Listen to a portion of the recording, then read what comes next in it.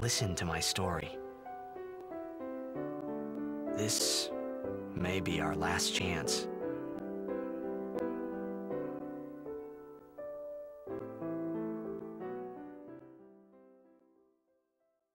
Alright, so starting to review video games, I wanted to start off with one of the better games I have, and possibly one of the best, according to my cousin here. And the only reason I'm wanting to do this now is because the only other person I know who plays this as religiously as I do is my cousin. Isn't that right? Yes. Very, very good. What would you have to say about this game that would make people want to buy it and, you know, go out and remember this game and want to play it as much as we do? Really great RPG, probably the best. For people like 7, people that have played 7, they say 10 is rivaling it pretty much. It's about the same.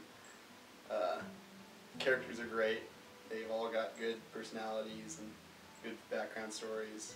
The combat system for this one is a turn-based combat, and you'll have 3 characters out on the field, and they all have their certain set of abilities, and leveling up is just a whole brand new thing this time around, with the sphere grid and all that. You have all these nodes that activate abilities, you have this path set for the character, and it's generally set up for, you know, leveling up that character to the best of their abilities. What do you think? What do you think about the mini games? Very challenging, very hard for those people who want to challenge themselves. Especially chugways. Probably the hardest thing of any game ever. Yeah, there's a lot about ultimate weapons, and for each character they have a set of ultimate weapons, and in order to unlock these weapons and, you know, better progress, you have to do certain challenges. And just asking my cousin here, he knows how horrible these challenges are. I say maybe the cons, if there are any in this game, have to be, you know, once you get past a certain point and you've completed pretty much everything, it just kind of doesn't really go anywhere for you anymore, does it? After you get the hero.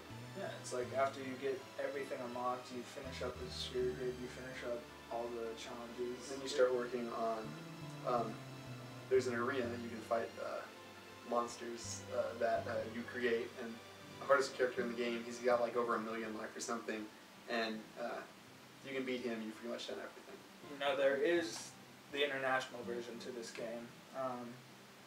It has a lot more bosses, it has a lot more challenges, and it is possibly another 50 hours added onto the game. And it's the only Final Fantasy with a sequel. In the international version, I have to say,